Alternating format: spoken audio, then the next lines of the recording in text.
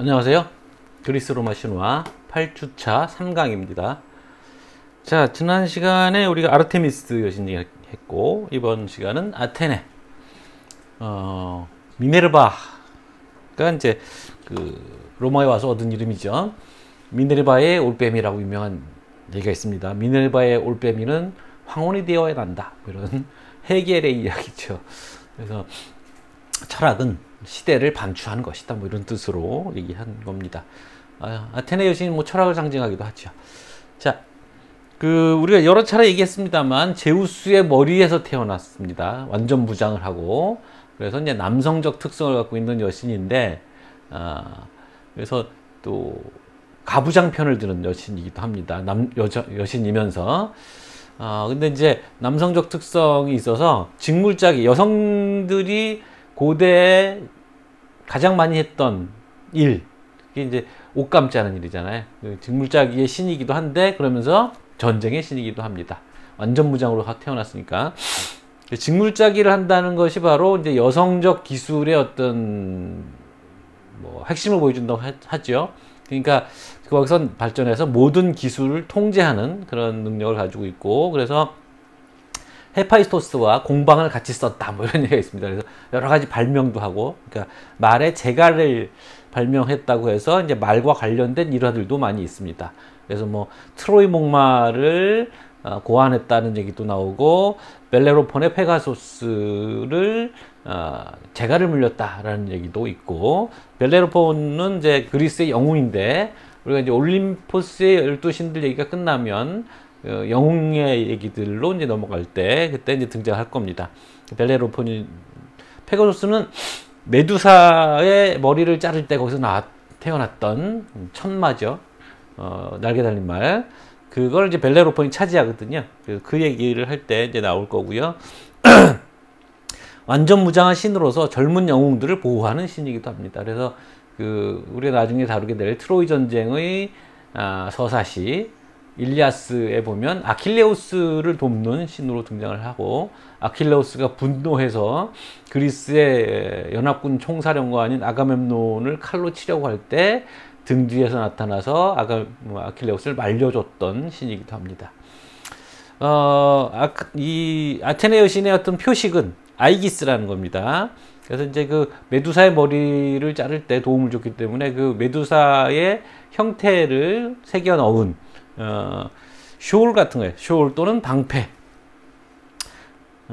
무장이 없을 때, 보통 무장을 하고 있는데, 무장이 없을 때 쇼울 같은 걸 두르고 있는데, 거기 이제 메두사의 머리가 그려져 있는 거죠. 또 방패는 이제 테두리가 뱀 또는 이제 100개의 매듭으로 되어 있는 방패가 있고요. 자, 그림들을 좀 보시면, 자, 여기 보시면 이 작품은 폼페오 바토니라는 사람의 작품인데, 1743년도. 지금 여기는 왜 그 얘기했었죠. 그러니까 인간들을 만들었다는 그리스 신화는 비교적 늦게 나타났고, 그때 이제 등장한 인물이 프로메테우스입니다. 그래서 프로메테우스가 인간을 만들었다, 이런 식으로 이제 흙으로 빚어냈다라는 아이디어일 텐데, 아테네 여신이 지도 편달했다는 거죠. 사실은 뭐 이게 더 윗대이긴 한데, 뭐 그거 나중에 막 뒤섞이면 좀 찾기 어렵고, 여기 아테네 여신 손에 든 걸 잘 보시면, 여기 보시면, 기능이 좋아요. 확대 기능. 나비예요, 나비. 이 나비가 왜 등장하느냐? 이게 재밌는, 이건 이제 뭐 그리스 신화를 좀 아는 사람들, 뭐 예전에 뭐 서양 미술가들은 그리스 신화를 굉장히 잘 알던 사람들이니까, 이 나비가 그리스어로 푸시케입니다. 푸시케인데, 그 푸시케가 영혼이라는 뜻도 있는 거죠. 그래서 나비와 영혼은 굉장히 좀 닮은 이미지가 있어요. 동양에도 그런 것 같은데, 이렇게 뭐 누구의 혼이 이렇게 날아가는 것을 나비가 날아가는 방식으로 이렇게 형상화하기도 하고, 뭐 그런 겁니다. 그래서 지금 아테네 여신 같은 경우에는, 그러니까 인간을, 몸을 만든 프로메테우스의 뭐라고 해야 되나, 진흙 조각, 여기에다가 영혼을 심어 준다는 그 아이디어를 보여주고 있는 것 같아요.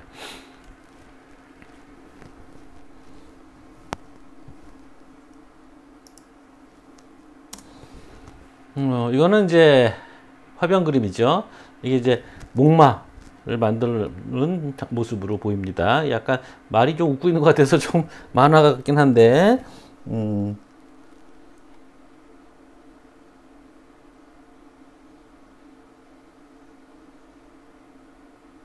기원전 470년에서 460년 정도 작품이라고 보고 있습니다. 그다음에 이거는 이제 나중에 또 나오겁니다만 유명한 벽화죠. 아르고스호의 모험이라는 그리스 신화담이 있습니다. 그러니까 굉장히 오래된 신화인데 그게 이제 한 작가에 의해서 작품으로 만들어진 거는 헬레니즘 시대 나중에 만들어졌습니다만 신화 자체는 되게 오래된 거죠. 아르고스호라는 배를 타고 황금 양털을 찾아가는 여행을 다룬 건데, 그때 이 아르고스호라는 배를 만들 때 이 아테네 여신이 도움을 줬다라는 얘기가 또 나옵니다. 이제 배를 만들고 있는 게 보통 배가 아니라서 말하는 배입니다. 그래서 여기 보시면 이거는 이제 테라코타 작품, AD 1세기 작품이에요. 로마 시대.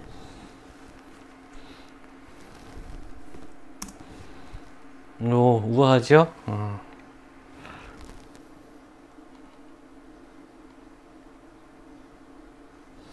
이거는 뭐 마테이 아테나라고 부른답니다. 마테이 아테나. 굉장히 볼까? 굉장히 잘생긴 배구 선수 같아요. 이거는 이제 로마 시대 카피인데 기원전 4세기경에 만들어진 거로 보이고, 원래 작품은 케피스토도토스 또는 에우파노루라는 그 청동상이었을 거라고 봅니다. 피레우스 항구 도시에서 만들어진 것이라고 봤는데, 이걸 로마 시대 AD 1세기에 카피한 겁니다. 굉장히 멋있어요. 투구 쓰고 있는 모습 보이시죠? 가장 우아한 모습 중에 하나 아닌가 싶어요. 이게 바로 이제 페가수스의 그 제갈을 물리고 있는 아테네 여신입니다. 굉장히 좀 투구를 쓰고 있긴 하지만 뭐 장인적인 모습이라고 할까요? 그러니까 여성 기능공 뭐 이런 모습 같이 그려져 있어요.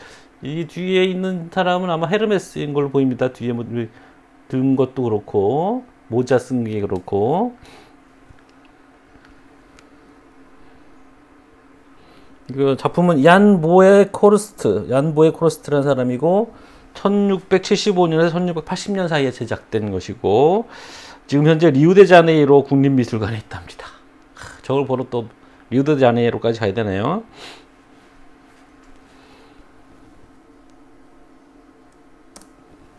자, 여기 이제 보시면 여기 얼굴이 보이시죠? 이게 바로 이제 아이기스입니다. 아이기스 하면 우리 밀떡들 이지스 기억하시죠? 이지스가 여기서 온 겁니다. 아이기스. 이거는 이제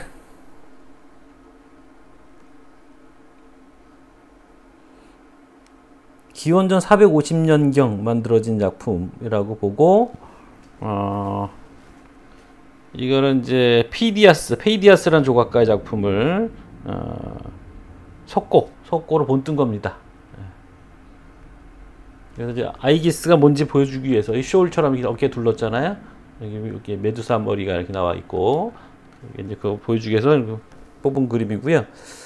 그 다음 이게 바로 이제 알렉산드로스, 마케도니아 알렉산드로스 왕을 그린 건데, 굉장히 유명한 모자이크입니다. 모자이크 잘 생겼어요. 눈도 크고. 여기에 바로 아이기스가 있는 겁니다. 용맹한 아테네 여신의 뭐 뜻을 받들어서 그런 등등. 그래서 이거는 기원전 1세기경 작품이고, 폼페이에서 발견된 겁니다.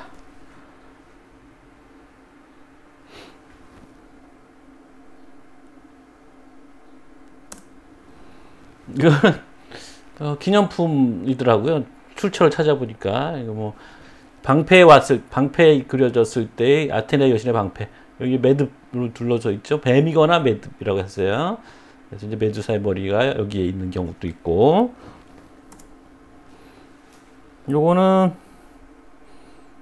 지금 메트로폴리탄 박물관에 있는 거고요. 연도가 이것도 기원전 490년에서 480년경이고, 화가 이름 브리고스라고 돼 있네요. 여기 약간 만화 캐릭터처럼 이렇게 된 혀를 내밀고 있는 메두사 머리가 있습니다. 여기 방패 투구를 벗었고, 약간 남성적으로 보이긴 하는데 가슴을 이런 식으로 그려냈군요. 우아한 주름무늬 치마를 입고 있는 창을 든 아테네 여신 모습입니다. 자, 바로 여기 이지스 함입니다. 그러니까 뭐 이지스는 원래 뭐 목표물을 탐색해서 파괴하기까지 전 과정을 하나의 시스템에 포함시킨 미 해군의 최신 종합무기 시스템이랍니다. 근데 그 시스템 중에 이제 들어가는 그런 탐색 능력을 갖춘 배의 이름을 이제 이지스함이라고 부르는 거겠죠.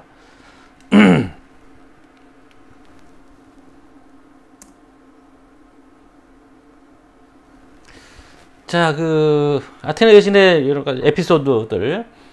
일단, 이 에릭토니우스를 아들로 뒀는데, 원치 않는, 아테네 여신도 또 처녀신입니다. 근데 이제, 이게 어떻게 된 일이냐 하면, 헤파이스토스랑 같은 공방을 썼다고 했잖아요. 그러니까, 이게 남녀가 유부남이긴 하지만, 같은 공방을 쓰다 보니까, 헤파이스토스가 뭐 아테네에게 반했다. 뭐 이런 얘기가 뭐 생긴 거죠. 실화가. 그래서, 아테네 여신에게 구애를 하다가, 약간 좀 성인용이긴 한데, 아테네 여신은 거절했고, 그 거절과 구애 사이 실강의를 하다가, 헤파이스토스의 정액이, 아테네 여신의 허벅지에 묻었다. 이거죠. 그래서 아테네 여신이 그거를 양털로 닦아서 버렸는데, 허벅지에 묻은 정액과 양털이 합쳐져서, 에릭토니우스라는 존재가 태어난 겁니다. 그래서 양털이 에리온이고 크톤이란 말이 이제 땅이라는 뜻이거든요. 그래서 땅에 버렸더니 거기서 이제 가이아도 약간 좀 관계가 됐겠죠. 그래서 아예 뱀이거나 하체가 뱀인 존재로서 나중에 아테네 왕이 됩니다. 그래서 마차를 발명했다고 해요. 그러니까 하체가 뭐 뱀이니까 돌아다닐 수가 없어서 마차를 타고 다녔다 이거죠. 뭐 숨기고. 근데 여기과 관련된 얘기는 또 이제 그 당시에 아테네 왕이었던 케크롭스의 딸들에게 이 아테네 여신이 이 태어난 에릭토니스, 그러니까 가이아가 얘를 맡아서 길렀다가 이제 아테네에게 줬다는 얘기죠. 그래서 케크롭스의 딸들에게 이제 맡겼고, 이게 상자 안에 가둬서 열어보지 못하게 했는데 비밀리에 키우기 위해서. 근데 이제 딸들이 그걸 또 열어봤고, 이게 분노한 아테네가 미치게 만들어서 아크로폴리스, 파르테논 신전이 있는 아크로폴리스 꼭대기에서 떨어져 죽었다. 그게 이렇게 불쑥 솟아있는 언덕 같은 거거든요. 또 하나의 에피소드는 아라크네와 작물짜기, 직물이라고 해야지, 직물. 왜 작물이라고 됐을까? 직물짜기 경쟁을 한 거예요. 아라크네라는 여인이 있었는데 직물을 워낙 잘 짜고 거기다 자수를 놓는 거죠. 그 자수를 놓는 솜씨가 대단해서 뭐 아테네 여신을 능가한다 뭐 이런 소리를 또 사람들이 했고, 분노한 아테네 여신이 직물짜기 경쟁을 하게 됐는데, 이 아라크네라는 여인이 좀 오만한 데가 있었던 거죠. 그러니까 그 직물에다가 새긴 자수가 아테네 그러니까 올림포스 신들을 모독하는 얘기들을 그림으로 넣은 거죠. 그래서 그걸 보고 아테네 여신이 분노했고, 아차에서 목을 매서 죽으려고 했던 아라크네를 거미로 변신시켜서 실컷 직물을 짜라, 거미줄 짜라, 뭐 이렇게 시켰다라는 그런 일화가 있습니다. 여기 바로 이제 그 장면이에요. 헤파이스토스가 아테네에게 구애하는 장면, 아테네는 물리치는 장면, 그러는 이제 허벅지가 열려 있다는 것은 헤파이스토스의 정액이 묻는다는 얘기를 보여주는 거겠죠. 이 그림을 그린 사람은 파리스 모르도네라는 사람이고, 제작 연도는 좀 안 나와 있어요. 그래서 1500년에서 1570년 사이니까 16세기 화가의 작품입니다.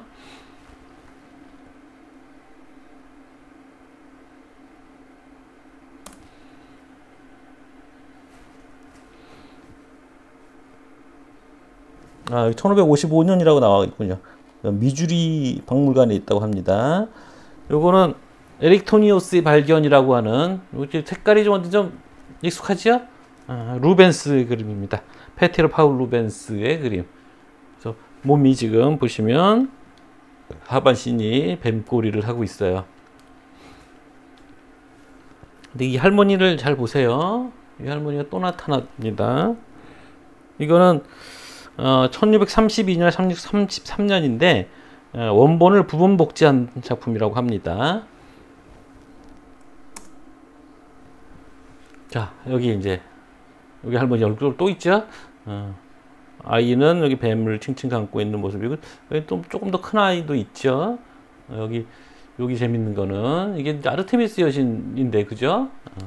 에페소스의 아르테미스 여신 여기다 그려놨어요.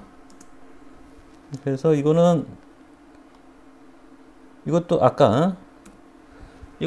같은 루벤스의 작품입니다. 그래서 이 할머니가 같이 등장하고 있는 것 같은데 가이아 여신이 아닌가 싶긴 하고요.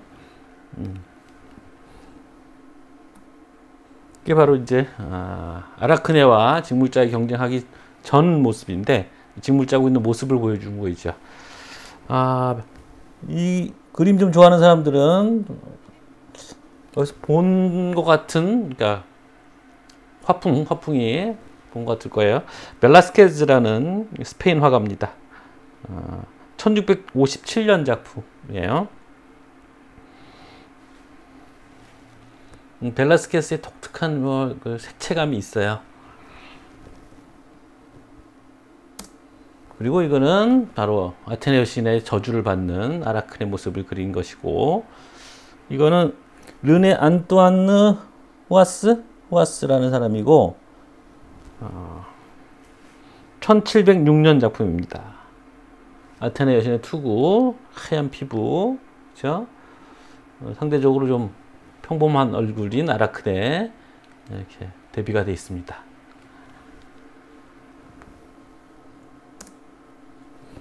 요건 아까 그 그림을 화병 전체가 보이게 다시 잡은 거예요. 기억나시죠? 그 트로이 목마를 설계하고 있는 아테네 여신의 모습이잖아요. 이런 화풍들이 뭐 만화 같은데 이렇게 많이 남아있지 않나 싶어요.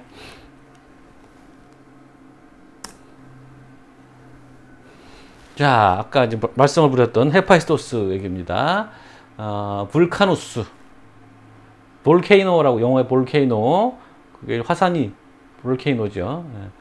불카누스, 대장장이의 신, 라틴 이름이 이제 불카누스예요. 제우스와 헤라 사이에서 태어났거나, 또는 뭐 전에 한번 얘기했습니다만, 제우스가 아테네 여신을 낳는 걸 보고 질투하여, 아테네 여신 낳게 된 곡절도 아시죠? 메티스 여신과 결합을 했는데, 제우스가 그 메티스 여신의 둘째는 아들일 것이고, 그 아들이 제우스를 왕좌에서 몰아낼 것이라는 신탁을 받고 제우스가 메티스 여신을 삼켰다고 했어요. 첫애가 아테네였던 거죠. 아테네가 그래서 머리 위에서 태어나잖아요. 머리를 뚫고, 그걸 보고 이제 헤라가 질투를 했다, 뭐 이런 아이디어도 있고, 뭐 두 가지 버전이 있습니다. 여러분들 이제는 아니겠구나. 이게 하여튼 장애인이에요. 그러니까 한쪽 다리를 절어요. 그래서 이게 이제 그리스인들의 균형 감각이라고 할까요? 그런 게 있는 거죠. 그러니까 재주가 좋으면 신체적으로 결함이 있어요. 호메로스는 장님이에요. 테이레시아스란 예언자도 장님이에요. 그러니까 이제 그거를 균형을 맞춰주는, 그래서 재주의 표식일 수도 있고, 또 대장장이라는 게 이제 뭐 이동거리가 한정돼 있잖아요. 그러니까 전쟁에 나갈 수는 없는 장애인들, 그런 장애인들이 할 수 있는 직업이라고 보는 그런 현실적인 얘기도 있고, 그 다음에 구리를 만들고, 그걸 구리를 단단하게 만들기 위해서 비소, 이게 독약이잖아요. 비소를 섞었었는데 대장간에서 그 비소 중독으로 됐을 수도 있다라는 또 현실적인 해석도 있고요. 이게 이제 대장장이들을 형상화시키는 모습이었던 거죠. 그래서 대장장이들의 신입니다. 아프로디테의 남편으로 되어 있어요. 근데 이제 호메로스의 서사시, 그러니까 일리아스, 오디세이아 이런 데서는 카리스 여신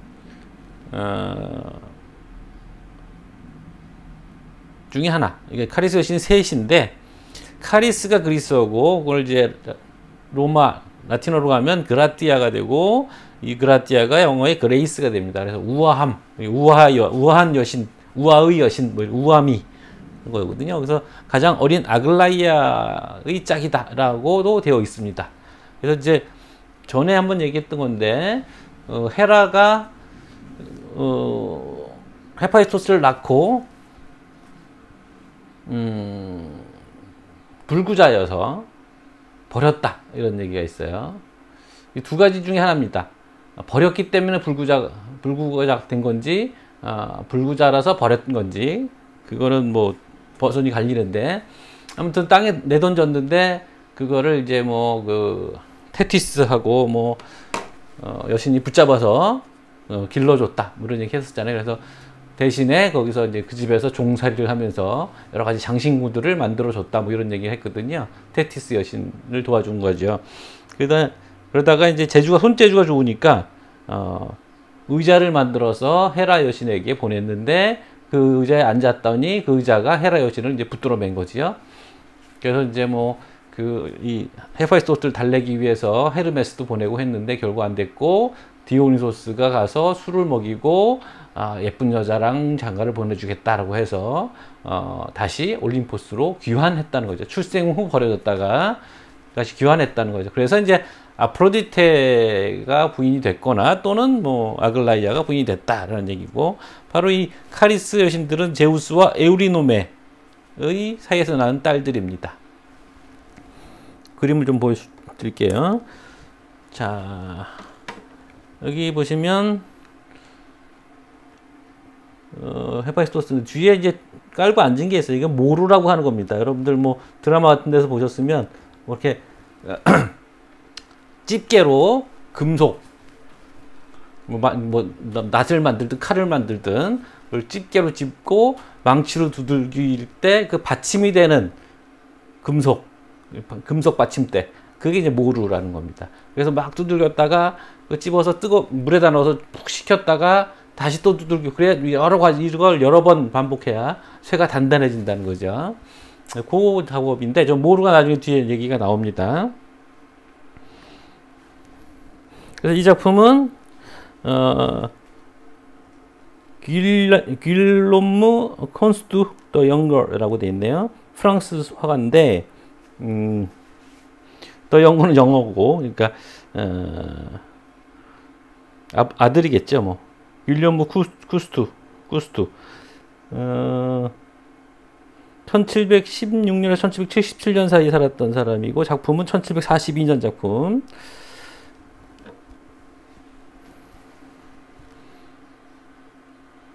다음에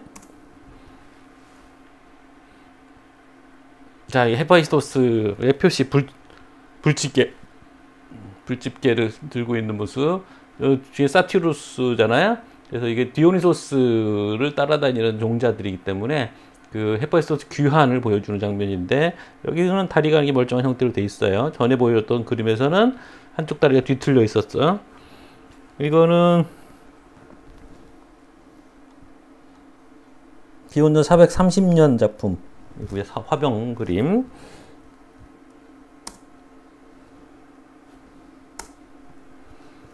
자, 여기는 설명이 안 나왔군요. 이 아프로디테가 바람을 핍니다. 그래서 이제 아레스, 전쟁의 신 아레스랑 바람을 피죠. 그래서 이제 이 사실을 알게 돼야 헤파이스토스가 그래서 잠시 집을 비우는 척하면서 침대에다가 눈에 보이지 않는 황금 그물을 씌웠다는 거예요. 그래서 이 둘이 정사를 나누다가 이 그물에 갇힌 장면입니다. 그래서 지금 아프로디테가 얼굴을 돌리면서 뭐 수치스러워하고 있는 모습이 보이고 군신 아레스도 모습을 정면을 응시하면서 그 수모를 견디고 있는 장면인데 동네 구경 났어요. 그러니까 우리 벌써 신들이 다 구경하고 있는 장면입니다. 그래서 뭐 아폴로가 그랬다고 그랬나? 헤르메스가 그랬다 그랬나? 아프로디테랑 저럴 수 있으면 나도 그물에 갇혀도 상관없겠다. 뭐 이런 소리 했다는 얘기도 있고요. 그래서 이 작품은 길르모 알렉산드르 샤를르라는 사람이고 작품은 1827년 19세기 작품이네요. 자, 이거는 저번에도 나왔던 전에 나왔었나 이거는 봄이라는 작품인데 보티첼리 이탈리아 화가 보티첼리 작품입니다. 유명한 그림이에요. 그래서 여기 세 명의 여신이 바로 그 우아의 여신들, 카리테스라고 불러요. 카리테스들입니다. 요 셋. 원물을 주고 있는 모습으로 형상화되어 있죠. 이제 부분만 확대한 거고, 보티첼리 작품은 이게 1480년 작품이고요.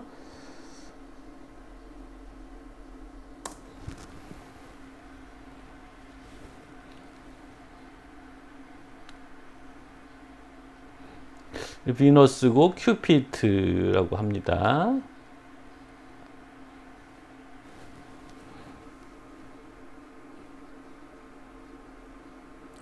여기가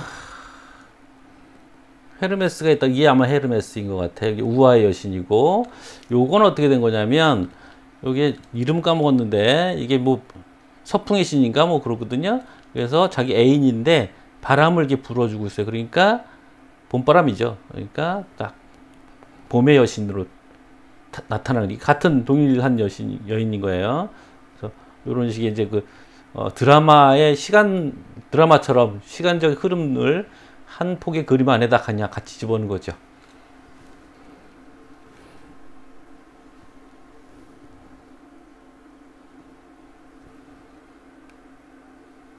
자, 헤파이토스 얘기는 여기 좀 시간이 걸리니까 여기 끊어서 가야겠습니다. 네, 수고하셨습니다.